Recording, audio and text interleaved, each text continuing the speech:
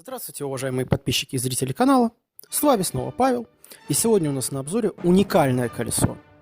Самое маленькое в мире. Gotway M10 III. Собственно, начать хочу с чего. Это действительно самое маленькое серийно производящееся моноколесо в мире. Диаметр его покрышки 10 на 3 дюймов. Собственно, этот диаметр позволяет этому колесу маневрировать лучше того же зла. Подобное колесо обладает мотором 800 Вт. Это его номинальная мощность. Пиковая, естественно, будет 1600. Этой мощности, в принципе, хватает для того, чтобы развивать максимальную скорость около 38 км в час. Дальше я, собственно, его не разгонял, потому что, как мне кажется, была опасность продава. Максимальный вес, который можно установить на это колесо, около 100 кг. Да, Игорь на нем ездил, но это уже где-то из ряда фантастики, чем эксплуатационные режимы. Аккумулятор на нашей тестовой версии был 512 Вт-часов. Это максимальная емкость аккумулятора, которую Gotway на него ставит. Дальность хода у него около 50 км при максимальном заряде. Также на дальность хода влияет скорость, которую выбирает райдер, и ландшафт. Корпус выполнен из белого пластика под карбон, то есть у него есть такая полукарбоновая фактура. Вставки сделаны из черной прозрачной пластмассы, которая напоминает такую же на Тесле или же на той же Николе. Через эту пластмассу у нас просвечивается одна единственная светодиодная лента. Она красиво светится в темноте и также выполняет роль индикатора зарядки. То есть впереди у нас находятся лампочки, которые показывают, сколько у вас осталось заряда. Когда вы тормозите, вы будете видеть, как лента выполняет функцию стоп-сигнала. Фара не самая яркая, но ее в принципе достаточно для езды в темное время суток. Порт для зарядки 4-пиновый.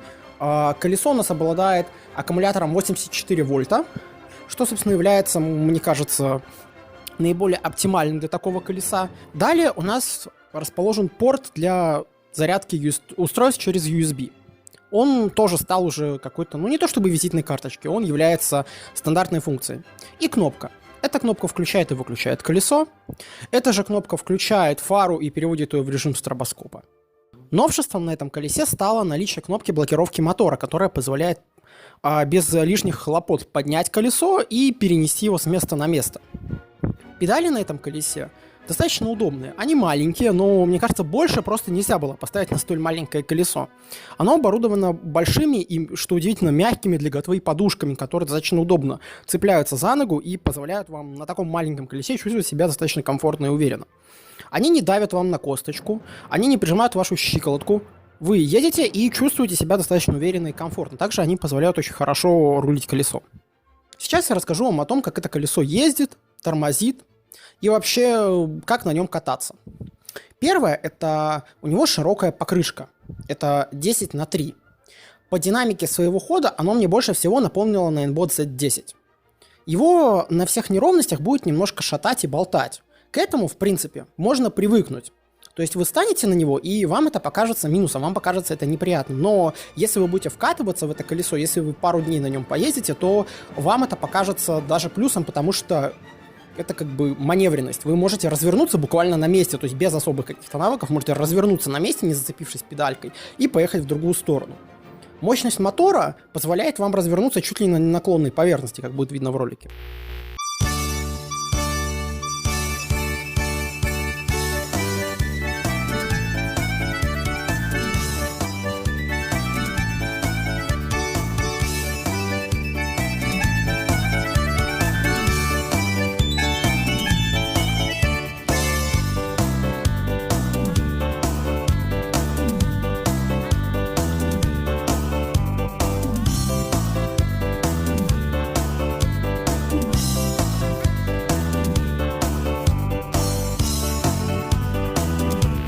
Составляет 74 килограмма, и в принципе это колесо удерживало меня на наклонных поверхностях и позволяло на них буквально залетать. Покрышка там установлена бескамерная. Собственно, из-за этого она достаточно жесткая, каждый ухаб, каждый этот вы будете чувствовать. В принципе, она напоминает какую-то самокатную покрышку, но в рамках моноколеса. Благодаря маленькому диаметру колесо достаточно быстро разгоняется и достаточно быстро тормозит. То есть даже на наклонных поверхностях вы можете буквально остановиться и даже поехать назад спиной, если вам того будет позволить навык. Отдельно хочу упомянуть такую интересную вещь у этого колеса, как клиренс. Он позволяет заезжать на уклоны высотой около 20 градусов. Но это при моем весе. Если вы большой тяжелый дядя, то, мне кажется, это колесо вас туда не затянет. Поэтому буду вам советовать что-то более мощное. Вам будет казаться, что колесо не проедет какой-нибудь конкретный ухаб или ямку, но на самом деле, если вы приловчитесь, оно вполне проскочит и поедет дальше. Как ни странно, этот малыш достаточно неплохо чувствует себя на гравийке. На городской плитке его достаточно неплохо так болтает. Собственно, многие моноколесники с опытом знают, насколько опасна такая вот мощеная плитка. Касательно пандусов, оно буквально залетает на них. Оно даже не тащит, оно летит. Оно на пандусы едет так же уверенно, как будто оно едет по ровной поверхности. То есть это, как мне кажется, одна из основных фишек малого диаметра и избыточной производительности мотора в 800 Вт. Колесо для тех, кто ищет каких-то новых ощущений. Колесо для тех, кому надоели какие-то большие колеса, маленькие, ему нужно что-то новое. Это самое маленькое колесо. Свою нишу в рынке оно определенно займет или даже создаст что-то новое, потому что в этом есть определенные фишки. Оно удобно тем, что оно маленькое, и его вес 11 килограмм, он на самом деле достаточно удобен. То есть его удобно транспортировать, удобно носить. Собственно, зачем это колесо вообще существует? Мне кажется, что это больше экспериментальное колесо, чем такое вот серийное, которое нужно всем. Оно достаточно мощное и емкое. У него аккумулятор 512 Вт-часов, что больше у того же V8.